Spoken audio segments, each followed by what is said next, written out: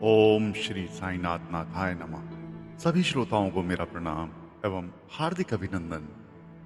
मित्रों, हम बात कर रहे हैं कौन थे साईं। उसी श्रृंखला में आज आगे बढ़ते हैं।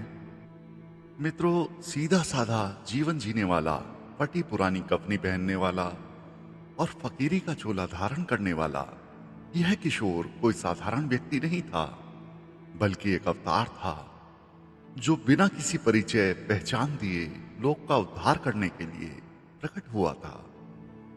वह जिस नीम वृक्ष के नीचे बैठा, वह नीम वृक्ष कल वृक्ष में परिवर्तित हो गया। वह नीम वृक्ष पहले से ही वहां उपस्थित था और प्रतीक्षा कर रहा था कि किशोर साईं उसकी शीतल छाया में आकर बैठे। साईं का स्पर्श पाते ही आधा नीम वृक्ष मीठा हो गया। इस अद्वितीय नीम वृक्ष की पत्तियां अमृत तुल्य हो गईं। हजारों लोग इन पत्तियों को खाकर स्वस्थ हो गए। अनेक की इच्छाएं पूर्ति हुई। कितने ही लोगों के कर्म बंधन क्षीण हुए और न जाने कितने लोगों के सांसारिक दुख दूर हुए। आज भी देश विदेश के लाखों भक्त अपनी मनोकामना लेकर इस पावन नीम वृक्ष के नीचे बैठते हैं और इसकी प्रदक्षिणा करते हैं। नीम वृक्ष के नीचे धूनी रमाकर बैठने वाला यह किशोर साधारण नहीं, असाधारण था। उसने अपनी अद्भुत क्षमता से लौकिक नीम वृक्ष को अलौकिक बना दिया। ऐसे सद्गुरु साईं को शत शत नमन। मित्रों, साईं ने अपना रैन बसेरा एवं स्थायी डेरा शिरडी की टूटी फूटी मस्जिद में डाला था।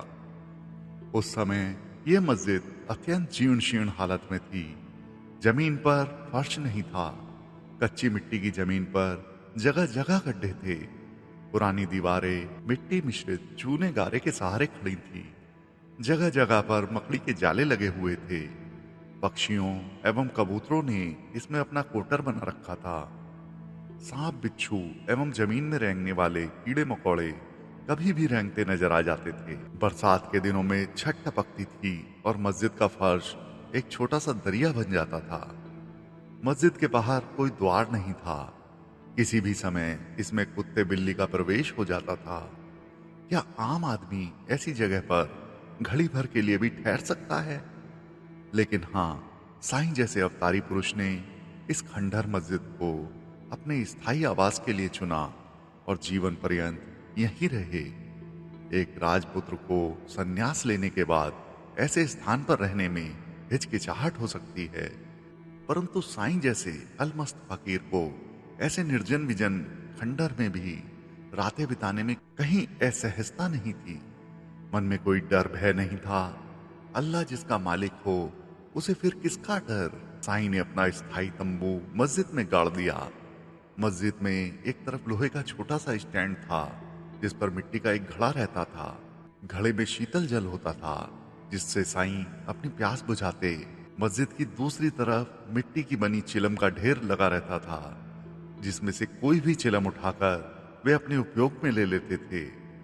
उसके करीब ही बाबा के भिक्षा पात्र जैसे टमरेल, कोलंबा आदि पड़े रहते थे। साईं के पावन चरण कमल पड़ते ही मस्जिद धन्य हो गई और मस्जिद द्वारका माई बन गई। आस्था रखने वालों के लिए यह मस्जिद एक तीर्थ और एक धाम में तब्दील हो गई। साईं के दिव्य पद स्पर्श को पाकर मस्जिद की मिट्टी का कण कण और कतरा कतरा कंचन बन गया। किसी ने सोचा तक नहीं था कि मस्जिद में फटी पुरानी चटाई पर बैठने वाला यह फकीर इतनी दिव्य शक्तियों का मालिक है। किसी ने पहचाना तक नहीं था कि मस्जिद में धूनी रमाने वाला और मिट्टी की चिलम से धुएं उड़ाने वाला यह योगी कलयुग का सच्चा अवतार है। लेकिन जब उस फकीर ने अल्लाह भला करेगा का आशीर्वाद दुनिया को देना प्रारंभ किया और काली रात को मधुर प्रभात में परिवर्तित करना प्रारंभ किया, तो सारा संसार आश्चर्य भरी नजरों से उसे देखने लगा और उसके दर्शन करने के लिए तरसने लगा। टूटी फूटी खंडर मस्जिद की तकदीर का तो अब कहना ही क्या। साईं के शब्दों में सुनिए इस मस्जिद की महिमा। यह भक्तों की मां है। यह परम दयालु है। यह अपने बच्चों को हर मुसीबत से बचाती है और उसकी रक्षा करती है। यह अपने बच्चों का बाल भी बांका नहीं होने देती। फकीरी जीवन जीने वाले साईं की दिव्य संजीवनी शक्ति ने मस्जिद के चप्पे चप्पे को अलौकिक ऊर्जा से भर दिया। मित्रों, मस्जिद में आने के बाद साईं ने धुनी प्रज्वलित की जो अखंड रूप से आज भी जल रही है। मस्जिद की चीण शीण दीवार के सहारे लकड़ियों का ढेर लगा रहता था जिसे साईं धुनी में डालते रहते थे। साईं के पास प्रारंभ में बीमार एवं असाध्य रोग से ग्रस्त लोग आते रहते थे और वे अपने तरीके से उनका उपचार करते थे। धीरे धीरे काफी संख्या में लोग उनके पास आने लगे तो साईं धुनी की राख यानी ऊदी से पीड़ाग्रस्त लोगों का उपचार करने लगे। साईं के पास अक्षम, अपाहिज, अभावग्रस्त एवं लाचार व्यक्ति आते थे। उनके परित्राण एवं कल्याण के लिए अब साईं की ऊदी का ही प्रयोग होता था।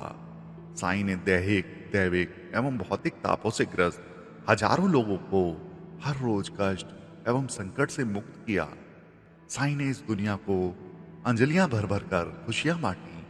उन्होंने जी भरकर रहमतों की बरसात की। साईं ने रोगी, बीमार, अपाहिज, लाचार एवं असाध्य रोग से ग्रस्त लोगों की पीड़ा समूल नष्ट की और बदले में उनसे एक पैसा भी नहीं लिया। साईं जैसा उदार और रहम दिल शायद ही कोई हो। वो साईं ही है जो दूसरों की पीड़ा अपने शरीर पर लेकर भी दूसरों को पीड़ा मुक्त करता है। वो साईं ही है जो समुद्र की लहरों में भी डूबने की चिंता किए बिना अपने भक्त को जहाज सहित सुरक्षित बचा लेता है।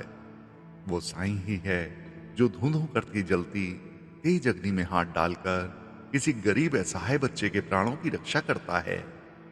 शिरडी में बैठे इस फकीर की लोक कल्याणकारी शक्ति अपरंपार है। मित्रों, साईं के कर कमलों से प्रज्वलित होने वाली धुनी की राख, उसका तो क्या ही कहना। एक अखंड ज्योत की ऊदी आज भी भक्तगण श्रद्धा पूर्वक ललाट पर लगाते हैं या जल के साथ पीते हैं और वे अपने कष्टों एवं कर्मों को क्षीण कर देते हैं। साईं आज शरीरी रूप में नहीं है तो क्या हुआ, साईं की ऊदी तो आज भी साईं के आशीर्वाद का प्रतिनिधित्व कर रही है। वह आज भी करोड़ों लोगों के पाप ताप संताप हर रही है। मित्रों, साईं के दर पर दीनहीन, लाचार एवं ऐसे लोग आते थे जिन्हें एक वक्त की रोटी देने वाला कोई नहीं था। साईं ऐसे दीनों के गरीब नवाज थे। वे प्रतिदिन बड़ी हंडी में भोजन पकाते थे। खाद्य सामग्री खुद बाजार से खरीद कर लाते थे और उसे घंटों मेहनत कर पीसते, कूटते एवं काटते पकाते थे। गरीबों को पंगत में बिठाकर वे स्वयं भोजन परोसते थे। बीच में वे उन्हें कुछ और लीजिए कहते और सभी को भरपेट भोजन कराकर तृप्त करते थे। साईं ये मानते थे कि भूखे लोगों को भोजन खिलाकर उनकी आत्मा को तृप्त करना ही एक सत्कार्य है और यह ब्रह्म को तृप्त करने जैसे है। साईं ने सन 1910 तक स्वयं हंडी में भोजन बनाने का कार्य किया। 1910 के बाद भक्तों की अपार भीड़ शिरडी आने लगी। भक्तगण साईं को थाली भर भर नैवेद्य अर्पित करते। साईं प्रत्येक भक्त की भक्ति भावना को स्वीकार करते। इस वजह से खाद्य सामग्री का ढेर लग जाता। साईं ने इसी खाद्य सामग्री को दीनहीन में वितरित करना प्रारंभ करवा दिया और 1910 के बाद हंडी की व्यवस्था की जरूरत नहीं रही। भूखे को भोजन कराने से अधिक बड़ा दान भला और क्या हो सकता है। परमात्मा के इस संसार में और धरती मैया की इस गोद में कोई व्यक्ति भूखा ना सोए। साईं की हंडी यही संदेश सारे जहां को देती है।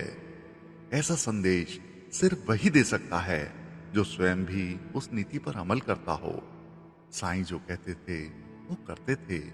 उनके वचन कभी मिथ्या नहीं होते थे।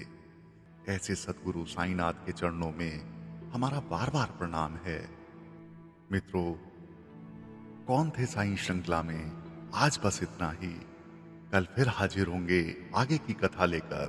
तब तक के लिए बाबा सबका भला करें। ओम साईं राम।